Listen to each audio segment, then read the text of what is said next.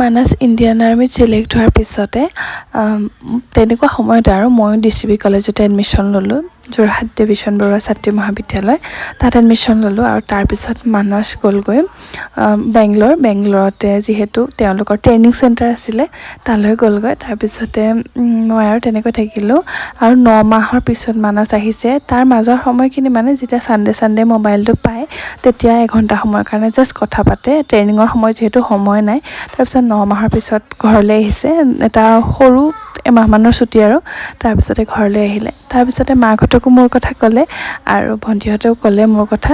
এদিন ভণ্টিয়ে মোক গৈ টাউনত লগ কৰিলেগৈ। তেনেকৈ মানে কথা বতৰাবোৰ চলি সকলোৱে গম পোৱা হ'ল কথাবোৰ আমাৰ, আৰু আমাৰ ঘৰতো কথাবোৰ ক'লোঁ।